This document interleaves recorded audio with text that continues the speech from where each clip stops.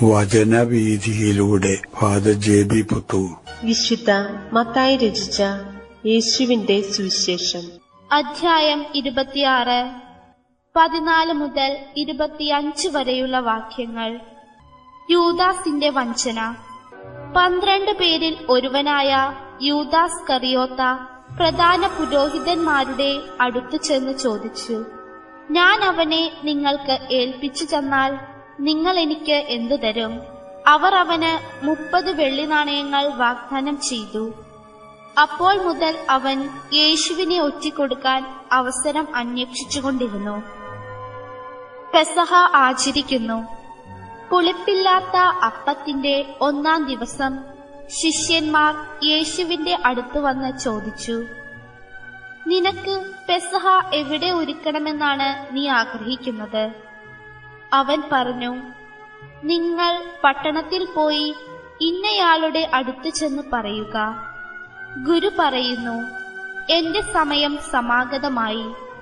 ഞാൻ എന്റെ ശിഷ്യന്മാരോട് കൂടെ നിന്റെ വീട്ടിൽ പെസഹ ആചരിക്കും. യേശു നിർദ്ദേശിച്ചതുപോലെ ശിഷ്യന്മാർ പെസഹ ഒരുക്കി. വൈകുന്നേരമായപ്പോൾ അവൻ 12 ശിഷ്യന്മാരോടൊത്ത് ഭക്ഷണത്തിനിരുന്നു.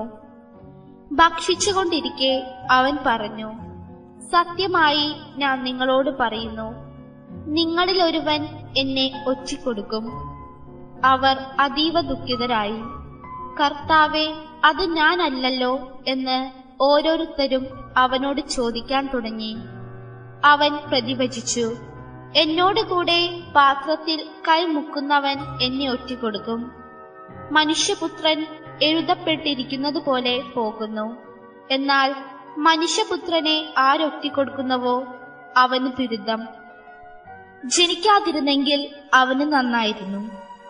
അവനെ ഒറ്റിക്കൊടുക്കാനിരുന്ന യൂദാസ് അവനോട് ചോദിച്ചു, ഗുരു, അത് ഞാനോ? അവൻ പറഞ്ഞു, നീ പറഞ്ഞു കഴിഞ്ഞു. നന്ദികേടുണ്ടാക്കുന്ന മുറിവുകൾ. അവൻ സ്വന്തപ്പെട്ടവരുടെ ഇടയിലേക്ക് കടന്നുവന്നു എന്ന് വരികിലും സ്വകീയർ അവനെ സ്വീകരിച്ചില്ല എന്ന പ്രവചനം പൂർത്തീകരിക്കത്തക്ക വിധത്തിൽ യേശു ജനങ്ങളിൽ നിന്ന് അകന്ന് രഹസ്യമായി കഴിയുകയായിരുന്നു ആ ദിവസങ്ങളിൽ.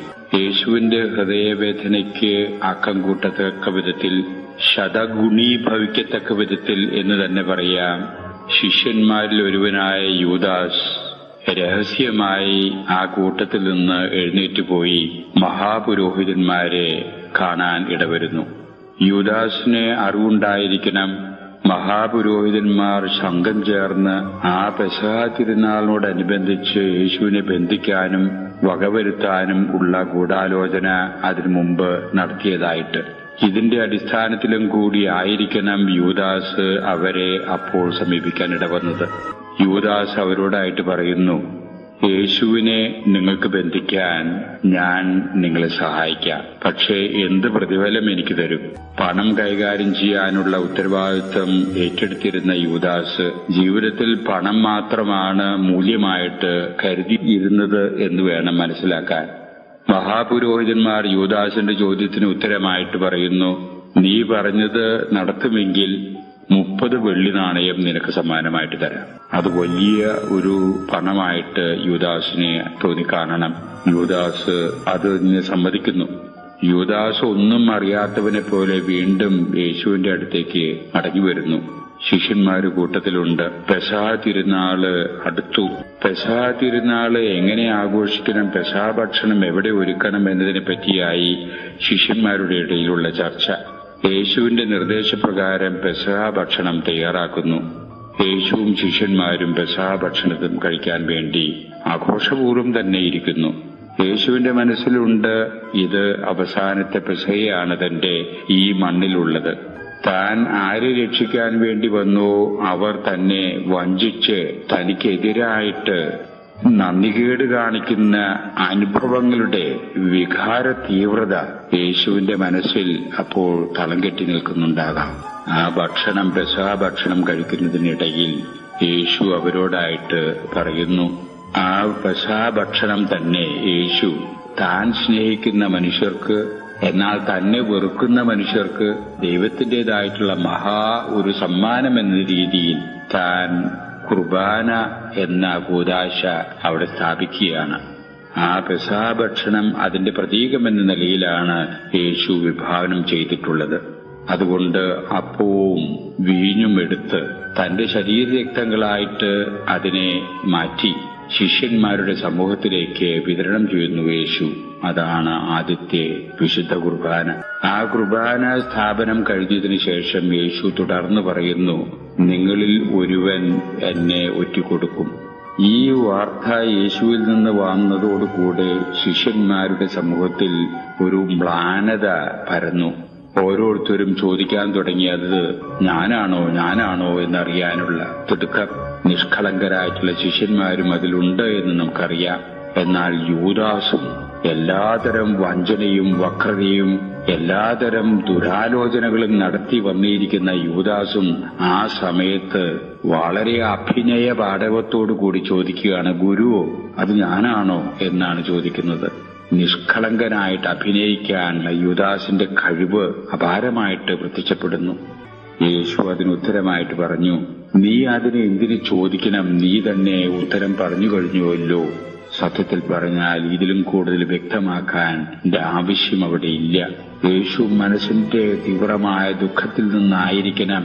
യേശു തുടർന്ന് പറയുന്നു, മനുഷ്യപുത്രനെ ഒറ്റുകൊടുക്കാൻ തയ്യാറായവന് ദുരിതം, അവൻ ജനിക്കാതിരുന്നെങ്കിൽ അവന് നന്നാകുമായിരുന്നു എന്ന് മനസ്സിന്റെ വേദന അവിടെ പ്രകടിപ്പിക്കുകയാണ് യേശു. എങ്കിലും ഒരു തരത്തിലും ശപിക്കുന്നതായിട്ട് നമ്മൾ കാണുന്നില്ല. യേശുവിന്റെ ഹൃദയവേദന പുറപ്പെടുവിക്കുന്ന ഒരു സമയം. തുടർന്ന് പെസഹ ഭക്ഷണം കഴിഞ്ഞതിന് ശേഷം ഉടനെ തന്നെ യൂദാസ് താൻ വാക്കുകൊടുത്തിരിക്കുന്ന ആ കൃത്യത്തിനു വേണ്ടി, ആ കൊട്ടേഷൻ നിർവഹിക്കുന്നതിനു വേണ്ടി പണം പറ്റിക്കൊണ്ട് യേശുവിനെ ഒറ്റുകൊടുക്കുന്നതിനു വേണ്ടി തയ്യാറാകുന്നു. അതിനുള്ള അവസരം യൂദാസിന് ലഭിച്ചത് ഗെത്സമേൻ തോട്ടത്തിൽ യേശു പ്രാർത്ഥിക്കുന്ന അവസരത്തിലായിരുന്നു. ഭക്ഷണം കഴിഞ്ഞ് പ്രാർത്ഥനയ്ക്ക് വേണ്ടി യേശു ഗെത്സമേൻ തോട്ടത്തിൽ പോയ ആ അവസരത്തിലാണ് യൂദാസ് തന്റെ വാക്ക് പാലിക്കാൻ വേണ്ടി ഇടവന്നത്. അങ്ങനെ യേശുവിനെ അവർക്ക് ബന്ധിക്കാനുള്ള അവസരം യൂദാസ് ഉണ്ടാക്കിക്കൊടുക്കുന്നു. അവരെ സഹായിക്കുന്നു യേശുവിനെ ബന്ധിക്കുന്നതിനു വേണ്ടി. അങ്ങനെ യേശു അവരുടെ കൈകളിലാകുന്നു. പിന്നീട് നടന്ന കാര്യങ്ങളാണ് നാം ദുഃഖ വെള്ളിയാഴ്ച അനുസ്മരിക്കുന്നത്. യേശുവിന്റെ മരണത്തിലാണ് അത് കലാശിക്കുന്നത്. പക്ഷേ മരണത്തോടുകൂടെ കഥ അവസാനിക്കുന്ന ഒരു വ്യക്തിയല്ല യേശു എന്നുള്ളത് അന്നത്തെ ജനങ്ങൾക്ക് മനസ്സിലായില്ല. മരണത്തിന് ശേഷം കഥ ആരംഭിക്കുന്നവനാണ് യേശു. യഥാർത്ഥത്തിൽ ഒരു വ്യക്തി എന്ന നിലയ്ക്ക്, മനുഷ്യ വ്യക്തി എന്ന നിലയ്ക്ക് എന്തായിരിക്കും ഈ സമയങ്ങളിൽ യേശുവിന്റെ ഹൃദയവ്യഥ എന്നുള്ളത് ഭാവനയിൽ നമുക്കൊന്ന് കാണുന്നത് രക്ഷാകരമായിരിക്കും. ഒരു തരത്തിലും ഈ തരം വിശ്വാസവഞ്ചനയും നന്ദികേടും നമ്മുടെ ജീവിതത്തിൽ ഒരിക്കലും ഉണ്ടാകാതിരിക്കാനുള്ള അനുഗ്രഹത്തിനു വേണ്ടി നമുക്ക് ആ യേശുവിനോട് തന്നെ ആത്മാർത്ഥമായി പ്രാർത്ഥിക്കാം.